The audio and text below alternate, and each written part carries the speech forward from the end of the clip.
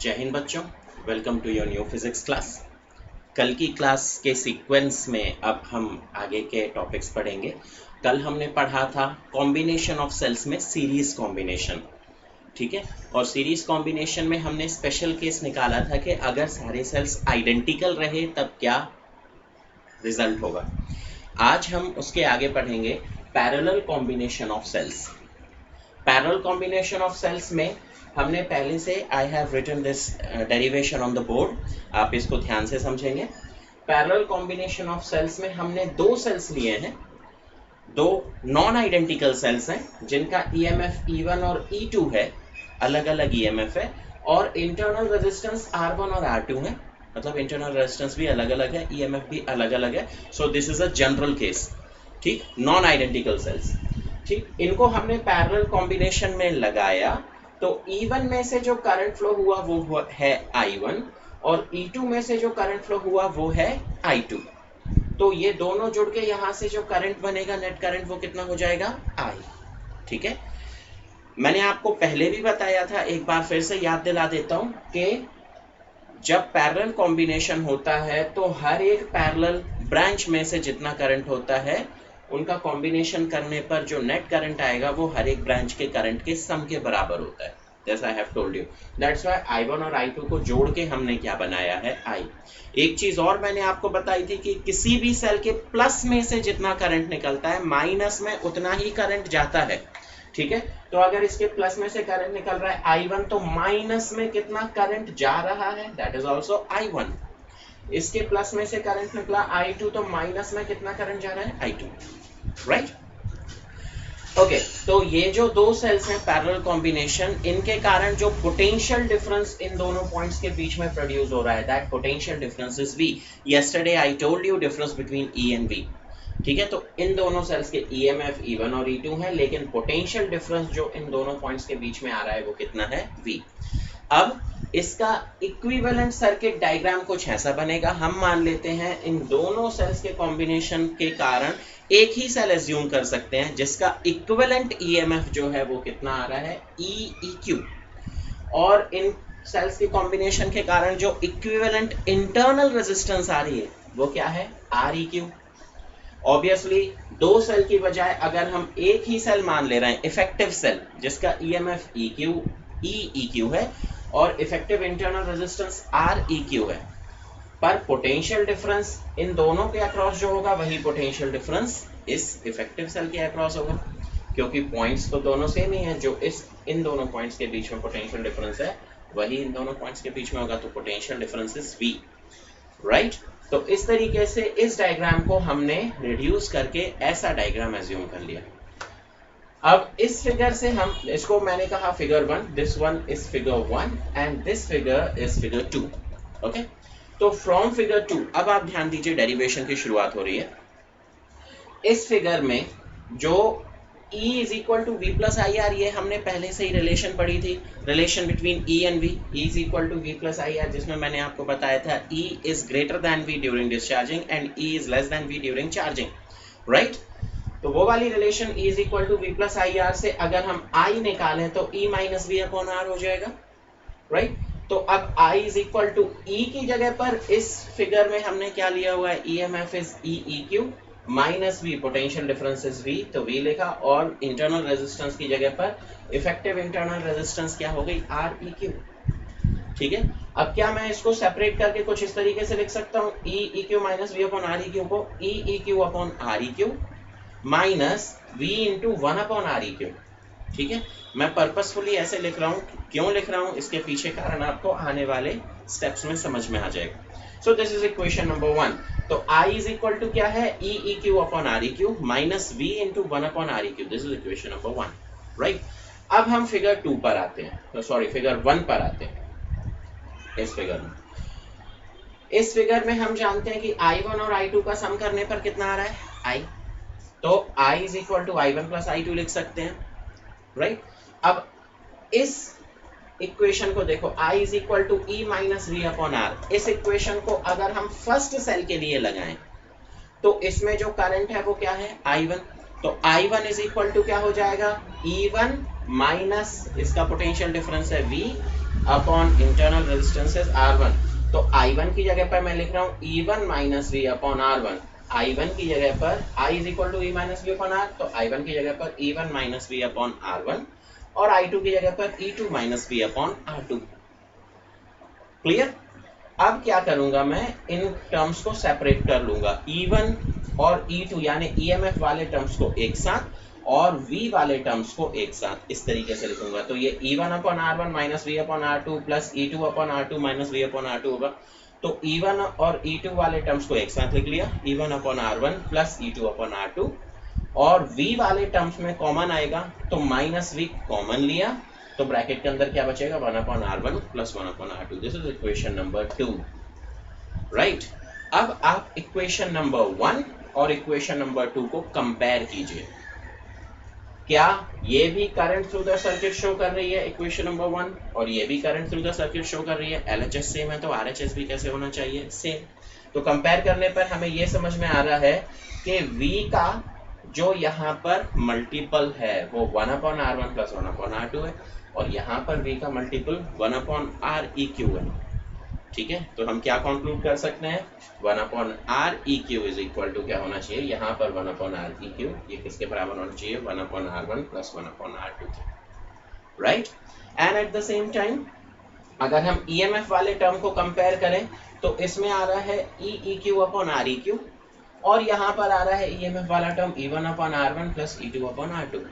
तो कंपेयर करने पर हम क्या कह सकते हैं, EEQ अपॉन REQ, ठीक है, सॉरी ये EEQ अपॉन REQ किसके बराबर होना चाहिए, यहाँ पर क्या है, E1 upon R1 plus E2 upon R2, right.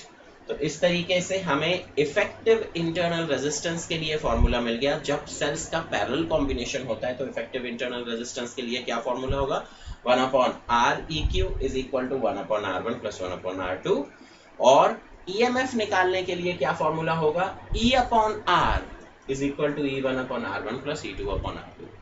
अगर इसी को हम दो सेल्स की बजाय n सेल्स के लिए जनरलाइज करें तो क्या फॉर्मूला बनेगा, बहुत ही सिंपल है, for n cells 1 upon REQ यानी ये वाला फॉर्मूला क्या बन जाएगा, 1 upon R1 plus 1 upon R2 plus dash dash dash dash, जोड़ते जाइए जितने भी सेल्स हैं, ठीक है। And what about this equation EEQ upon REQ, effective EMF जो है इस फॉर्मूले से मिलेगा, वो इक्वेशन क्या बन जाएगी, n सेल्स के लिए EEQ upon REQ is equal to E1 upon R1 plus E2 upon R2, जो ऐसा था वैसा ही लिख दिया, प्लस 3 सेल्स हैं तो प्लस E3 अपॉन R3 भी कर दीजिए, 4 हैं तो plus E4 upon R4, n sales हैं तो n टाइम्स इस तरीके से जोड़ते जाइए, right. So this is the generalised formula for parallel combination of n non identical cells, ठीक है। अब चूंकि हमें स्पेशल केस भी पढ़ना था, पिछली बार भी पढ़ा था, इस बार भी पढ़ेंगे स्पेशल केस। क्या मानेंगे हम कि अगर ये दोनों सेल्स आइडेंटिकल रहे तब क्या होगा, आइडेंटिकल सेल्स के केस में EMF भी सेम रहेगा और इंटरनल रेजिस्टेंस भी सेम रहेगी, ठीक है। तो अगर n आइडेंटिकल सेल्स हो गए तो ये जो फॉर्मूला है ये क्या बन जाएगा, 1 upon REQ is equal to क्या हो जाएगा, 1 अपॉन इंटरनल रेजिस्टेंस सेम है तो R1 R2 R3 की बजाय हम क्या लिखेंगे, R अकेला लिख देंगे, ठीक है। तो 1 upon R plus 1 upon R plus 1 upon R कितने टाइम्स जुड़ेगा, n टाइम्स, तो क्या हो जाएगा, n अपॉन R। तो 1 अपॉन REQ अगर n अपॉन R है तो पलटाओ, REQ कितना हो जाएगा, R बाय n, क्लियर। तो इसका मतलब यह है कि आइडेंटिकल सेल्स के पैरेलल कॉम्बिनेशन में रेजिस्टेंस, n सेल्स के पैरेलल कॉम्बिनेशन में जो इंटरनल रेजिस्टेंस है वो n टाइम्स रिड्यूस हो जाती है, R बाय n हो जाती है, ठीक है। नॉर्मली पैरेलल कॉम्बिनेशन में ऐसा होता ही है, रेजिस्टेंसेस के पैरेलल कॉम्बिनेशन में करो, 3 रेजिस्टेंस पैरेलल कॉम्बिनेशन में लोगे तो इफेक्टिव रेजिस्टेंस R बाय 3 हो जाएगी, 2 लोगे तो R बाय 2 हो जाएगी, n लोगे तो R बाय n हो जाएगी, इधर पे भी इक्विवेलेंट रेजिस्टेंस कितनी हो रही है, R बाय n, ठीक है। And what is the effective EMF, इस इक्वेशन में रखिए 1 upon REQ, EQ upon REQ is equal to E1 upon R1 plus E2 upon R2, यहाँ पर E1 E2 E3 सबकी जगह पर E रखते जाइए, तो इक्वेशन क्या बन जाएगी, E upon R plus E upon R plus E upon R plus E upon R, कितने टाइम्स हो जाएगा, n टाइम्स, तो कितना बन जाएगा ये NE upon R, NE upon R में R बाय n जो है ये तो REQ हो गया, तो कैंसिल हो जाएगा, तो EEQ इज इक्वल टू क्या मिल जाएगा, E। इसका मतलब आइडेंटिकल सेल्स के पैरेलल कॉम्बिनेशन में आप 10 सेल्स भी पैरेलल में लगाएंगे, हर एक का ईएमएफ ई रहेगा, तो उन 10 के कारण भी ईएमएफ कितना आएगा, ई ही आएगा। 2 सेल्स के पैरेलल कॉम्बिनेशन में अगर ई यहाँ पर है और ईएमएफ यहाँ पर है, तो दोनों का इफेक्टिव ईएमएफ भी कितना निकलेगा, ई ही निकलेगा। ठीक है, तो पैरेलल कॉम्बिनेशन का ये स्पेशल केस याद रखना। आर ई क्यू जो है ये कितना हो जाएगा, आर बाय एन, और ई क्यू इफेक्टिव ईएमएफ क्या हो जाएगा, ई के ही बराबर होगा। On contrast to the series combination, series combination में इफेक्टिव ईएमएफ क्या आता था, एन ई, मतलब जुड़ता जाता था, बढ़ता जाता था, और इंटरनल रेजिस्टेंस भी बढ़ती जाती थी। एन आर निकाल के लाए थे हम कल, याद है आपको? अगर याद नहीं हो तो पेज पलट के देखिए आपके नोट्स में, आपको याद आ जाएगा। ठीक है, तो पैरेलल और सीरीज कॉम्बिनेशन में ये डिफरेंस आ रहा है। पैरेलल कॉम्बिनेशन में रेजिस्टेंस घट रही है और ईएमएफ सेम रहता है in case of identical sales, जबकि सीरीज कॉम्बिनेशन में इंटरनल रेजिस्टेंस भी बढ़ जाती है और ईएमएफ भी बढ़ जाता है, ऐड हो जाता है। ठीक है, दैट्स द थिंग। अब इसके बाद हम नेक्स्ट टॉपिक पढ़ेंगे, स्क्रीनशॉट लीजिए इसका और नोट्स बनाइए। we'll switch on to the next topic.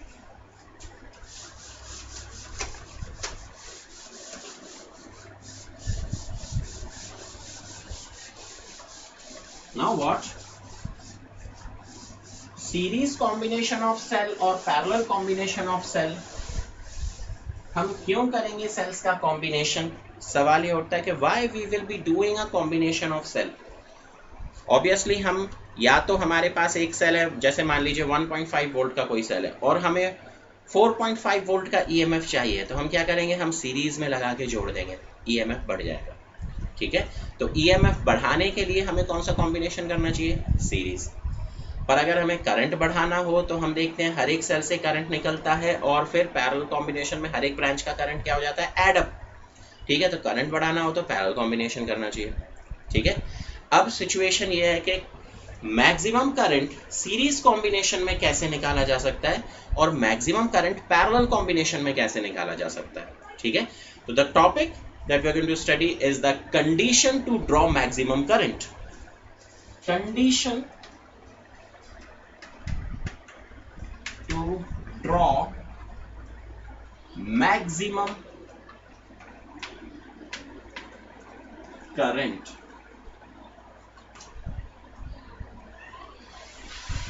That's the next topic. Condition to draw maximum current. सबसे पहले हम कौन से कॉम्बिनेशन में मैक्सिमम करंट निकाल लेते हैं, सीरीज कॉम्बिनेशन में। ठीक है, मैक्सिमम करंट निकालने वाली जो कंडीशन है वो आपको आइडेंटिकल सेल्स में पूछी जाती है, इसीलिए I will take identical cells for this. Okay, चाहे सीरीज हो या parallel, I am going to take identical cells. तो सीरीज में हम कंसीडर करते हैं एन सेल्स, पहला सेल, दूसरा सेल, तीसरा सेल, ऐसे एन सेल्स हैं। ठीक है, पहले का EMF E internal resistance R, फिर ई इंटरनल रेजिस्टेंस आर, फिर ई इंटरनल रेजिस्टेंस आर। ठीक है, इसको हमने क्या किया, ऐसे एन सेल्स हैं, इसको हमने एक्सटर्नल रेजिस्टेंस से जोड़ दिया। This is the external resistance, this is capital R. ठीक है, since they are in series, तो सीरीज में सेम करंट फ्लो होता है, तो इनमें से करंट कितना फ्लो होगा, आई, तो वही करंट इसमें से फ्लो होता हुआ यहाँ चला जाएगा। ठीक है, तो this is the situation, we are connecting N cells in series, each of EMF E and internal resistance R connected to an external resistance capital R. Right, अब क्या करना है, हमें ये सिचुएशन निकालनी है कि मैक्सिमम करंट कैसे मिलेगा। तो मैक्सिमम करंट निकालने के लिए हम जानते हैं कि इफेक्टिव ईएमएफ ई क्यू क्या होना चाहिए, सीरीज कॉम्बिनेशन में इफेक्टिव ईएमएफ सबका सम होता है, तो E plus E plus E plus E N times जोड़ेंगे तो कितना हो जाएगा, एन ई। राइट, और effective internal resistance R E Q क्या हो जाएगी, सभी इंटरनल रेजिस्टेंस को जोड़ो, हमने ये सीखा सीरीज कॉम्बिनेशन में इफेक्टिव इंटरनल रेजिस्टेंस सबके सम के बराबर होती है, तो R plus R N times कितना हो जाएगा, एन आर। ठीक है, अब हमें करंट थ्रू द सर्किट निकालना है, करंट थ्रू सर्किट। सर्किट में से करंट निकालेंगे तो I इज इक्वल टू क्या होना चाहिए, total EMF upon total resistance. ठीक है, अब ये बताइए I is equal to total EMF कितना आ रहा है, सारे सेल्स का EMF का कॉम्बिनेशन कितना आ रहा है वो NE, और टोटल इंटरनल रेजिस्टेंस क्या हो जाएगी, इन रेजिस्टेंसेस के साथ एक्सटर्नल रेजिस्टेंस भी जुड़ी हुई है। ये सारी रेजिस्टेंस कितनी रेजिस्टेंस दे रही है effectively, NR plus external resistance capital R जोड़ देंगे तब हमें टोटल रेजिस्टेंस मिलेगा, because all are in series. तो सीरीज में टोटल रेजिस्टेंस क्या हो जाएगी, इस रेजिस्टेंस और इस रेजिस्टेंस का सम, यानी कि small nr plus capital R। ठीक है, this is the current through the circuit, this is equation number 1। अब इस इक्वेशन से ही, ये करंट का फॉर्मूला है, इसी इक्वेशन से हम कंडीशन फॉर मैक्सिमम करंट निकाल लेंगे। ठीक है, करंट मैक्सिमम निकालने के लिए n सेल्स के EMF का n सेल्स के कॉम्बिनेशन के कारण मैक्सिमम करंट निकालने के लिए क्या करना पड़ेगा, न्यूमरेटर जो है EMF को तो चेंज नहीं कर सकते, तो NE न्यूमरेटर इज अनचेंज्ड। हमें क्या देखना है, NR प्लस कैपिटल R। यहाँ पर इंटरनल रेजिस्टेंस भी सेम है तो हम उसको भी चेंज नहीं कर सकते, एक्सटर्नल रेजिस्टेंस को कितना लें जिससे हमें करंट मैक्सिमम मिले, ये सिचुएशन देखना रहता है। ठीक है, अब आप ये बताइए I को मैक्सिमम करने के लिए, यानी करंट को मैक्सिमम करने के लिए डिनोमिनेटर को कैसा होना चाहिए, डिनोमिनेटर जितना छोटा होगा करंट उतना ही ज्यादा मिलेगा, यहाँ से समझ में आ रहा है। ठीक है, क्योंकि डिनोमिनेटर जो है करंट के इनवर्सली प्रोपोर्शनल है ऑब्वियसली।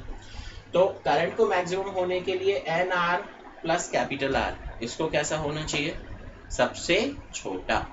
ठीक है, तो स्पेशल केस में हम केस 1 पढ़ते हैं कि अगर कैपिटल R यानी एक्सटर्नल रेजिस्टेंस बहुत बड़ी हो जाए इफेक्टिव इंटरनल रेजिस्टेंस के, एक्सटर्नल रेजिस्टेंस ग्रेटर देन नहीं, ये डबल ग्रेटर देन यानी मच ग्रेटर देन वाला साइन लगा हुआ है। ठीक है, 2 बार ग्रेटर देन साइन लगा देते हैं तो इसका मतलब होता है much greater then.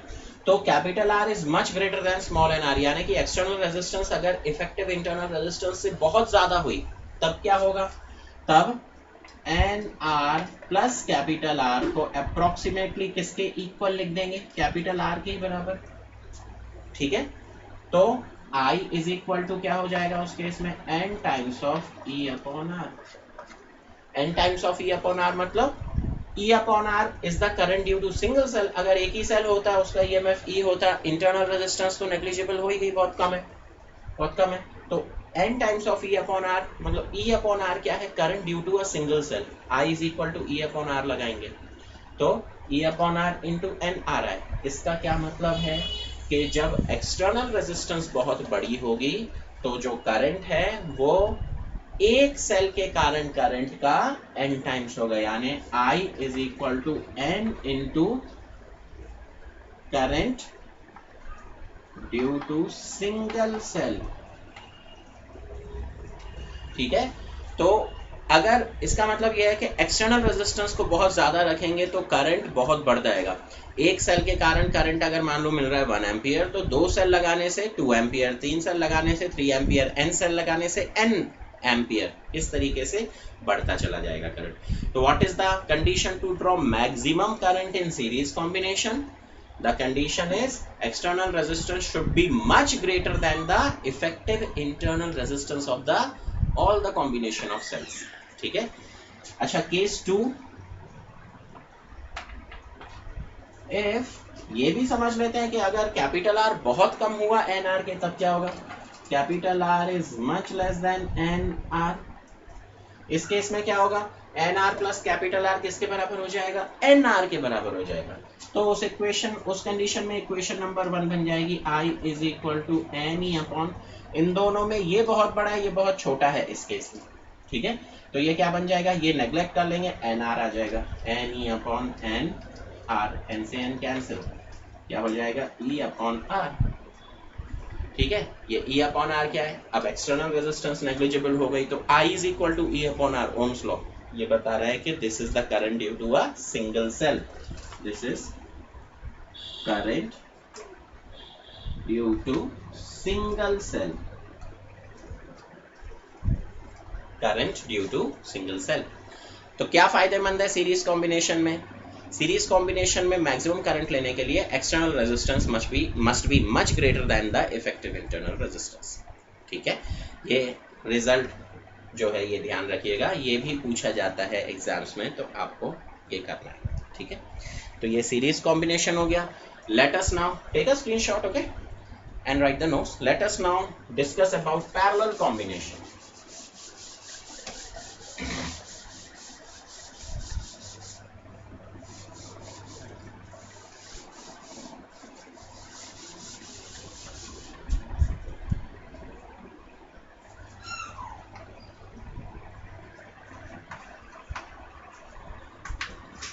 What is the condition to draw maximum current along a parallel combination of cells?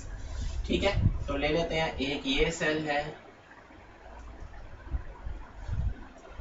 एक ये सेल है,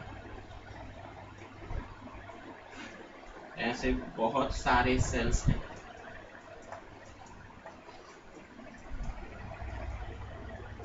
मैंने आपको बताया था मैक्सिमम करंट वाली कंडीशन हम आइडेंटिकल सेल्स के लिए निकालेंगे, तो सबका ईएमएफ सेम है, वो कितना है E, और इंटरनल रेजिस्टेंस भी सेम है, वो कितनी है R। ठीक है, इन सब सेल्स को, ये सारे जो सेल्स हैं, ये कितने सेल्स हैं, N सेल्स हैं। ठीक है, इन सब को हमने क्या किया, एक्सटर्नल रेजिस्टेंस से जोड़ दिया था। External resistance is capital R। ठीक है,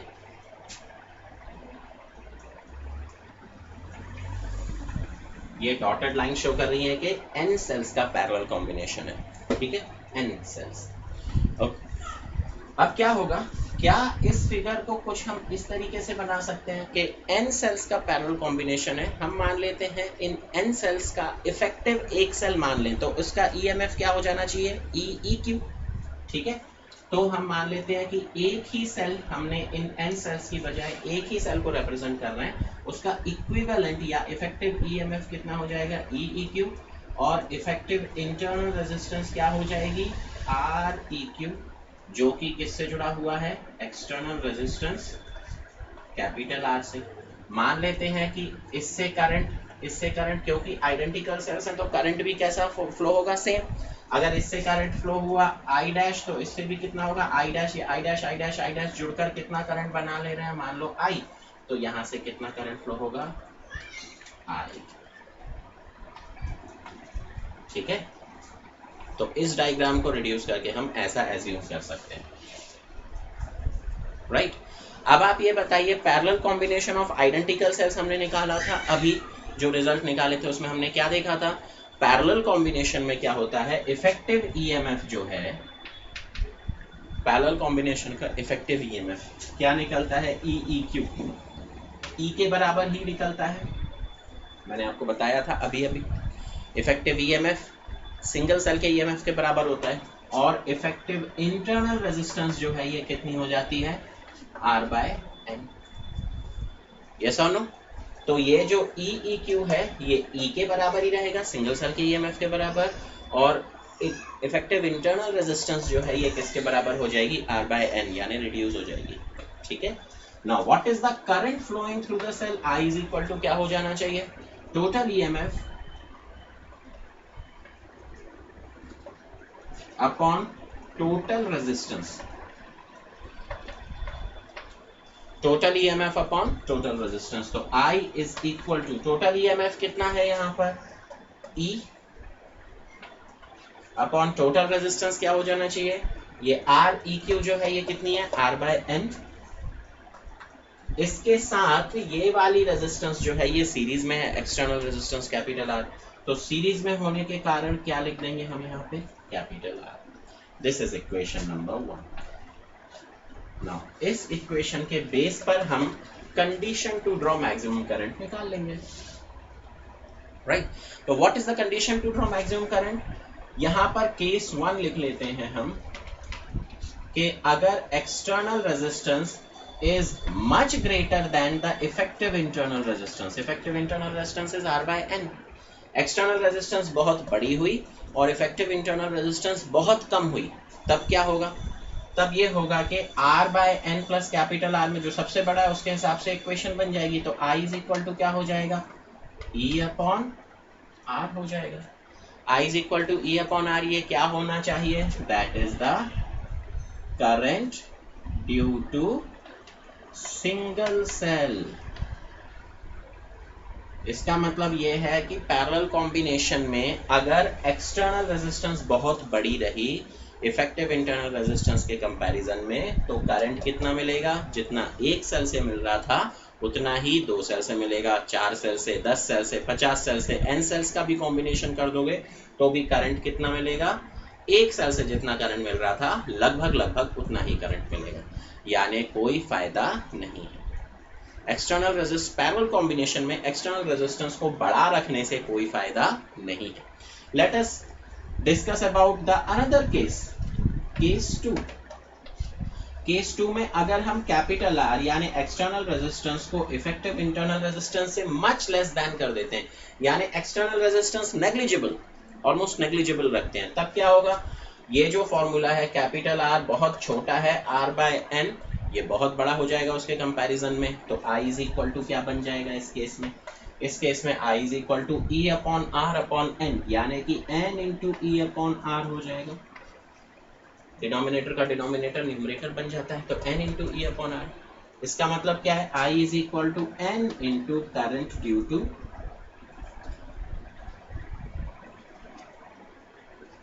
single cell. E upon R is the current due to single cell, I is equal to n times of E upon R, यानी n times of current due to single cell हो जाएगा। ठीक है, इससे हमें ये समझ में आ रहा है कि पैरेलल कॉम्बिनेशन में मैक्सिमम करंट लेने के लिए हमें क्या करना चाहिए? एक्सटर्नल रेजिस्टेंस को इफेक्टिव इंटरनल रेजिस्टेंस के कंपैरिजन में बहुत ही कम रखना चाहिए। तो आप जितना ज्यादा एक्सटर्नल रेजिस्टेंस को छोटा करते चले जाएंगे करंट उतना ही बढ़ता चला जाएगा। That is the condition to draw maximum current. Also take a screenshot of this and write the notes.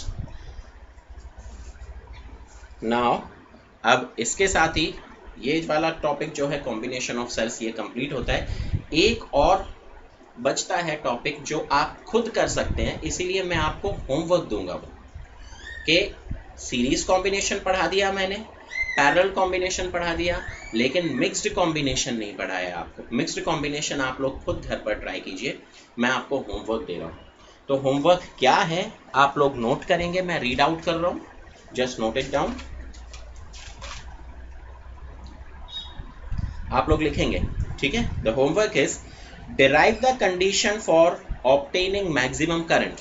I repeat, derive the condition for obtaining maximum current through an external resistance connected across mixed grouping of identical cells। ठीक है, मतलब ये है कि आपको identical sales का mix grouping लेना है। एक सीरीज में n सेल्स ले लीजिए, ऐसे m सीरीज बना दीजिए जो पैरेलल में रहेंगे, उससे एक एक्सटर्नल रेजिस्टेंस जोड़िए और उसमें मैक्सिमम करंट की कंडीशन निकालिए। हिंट के लिए मैं आपको डायग्राम दे देता हूँ।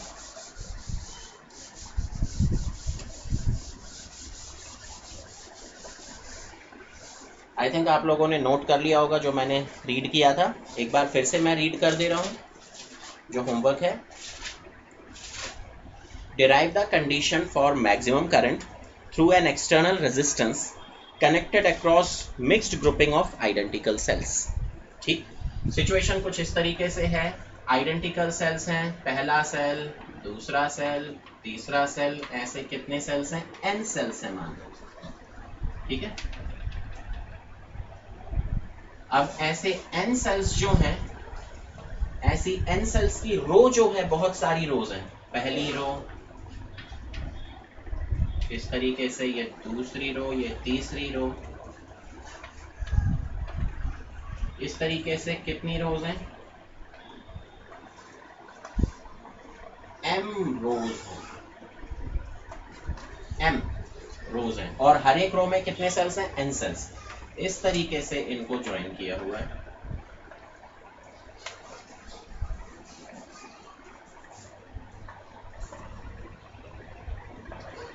एक्सटर्नल रेजिस्टेंस है कैपिटल आर, ठीक है। तो इसका जो इफेक्टिव करंट क्या होगा और मैक्सिमम करंट ड्रॉ करने की क्या कंडीशन होगी, ये आपको खुद करना है, ठीक है। हर एक सेल का EMF E और internal resistance R, E R E R ऐसा है। इट्स क्वाइट इजी, थोड़ा सा दिमाग लगाइए बन जाएगा, नहीं बनेगा तो आप बुक्स में से देखिए आपको मिल जाएगा ये। It's very very easy but a brainstorming question for you, आपको थोड़ा सा दिमाग लगाना पड़ेगा and that will boost your confidence, right? ठीक है, इसके बाद अब कुछ न्यूमेरिकल्स बचते हैं। मैं एक और न्यूमेरिकल आपको घर पे ट्राई करने के लिए दे रहा हूँ होमवर्क, आप उसको ट्राई कीजिएगा, बाकी हम कल कुछ और न्यूमेरिकल्स की प्रैक्टिस करेंगे, ठीक है? I give you one numerical in the form of homework, all of you right the numerical question. The question is like this, a cell of EMF 1.1 volt and internal resistance 0.5 ohm is connected to a wire of resistance 0.5 ohm। मतलब cell है जिसका EMF 1.1 volt है, internal resistance 0.5 ओम है और उसको हमने external resistance से connect किया। एक्सटर्नल रेजिस्टेंस वायर के थ्रू दी है, वो भी कितनी है? 0.5 ओम, ठीक है? अब उन्होंने कहा another cell of same EMF is connected in series. फिर उन्होंने क्या कहा? इस सेल के साथ एक और सेल लगाया सीरीज में जिसका EMF सेम है, ठीक? Another cell of same EMF is connected in series but the current in the wire remains the same. जब हमने एक सेल के साथ दूसरा सेल सीरीज में लगाया तो करंट इन द वायर कैसा रहा? सेम, यानी एक सेल से जितना करंट मिल रहा था दो सेल्स को लगाने पर भी करंट उतना ही मिल रहा है, ठीक है? दूसरे सेल का EMF सेम है, इंटरनल रेजिस्टेंस के बारे में कुछ नहीं बोला, मतलब इंटरनल रेजिस्टेंस डिफरेंट हो सकती है, right? Find the internal resistance of the second cell. The question is आपको दूसरे सेल की इंटरनल रेजिस्टेंस निकालनी है, ठीक? क्वेश्चन को आप रीप्ले करके, वीडियो को रीप्ले करके क्वेश्चन को एक बार फिर से पढ़िएगा, समझिएगा और घर पे ट्राई करने की कोशिश कीजिएगा। See you in the next class, thank you very much, जय हिंद।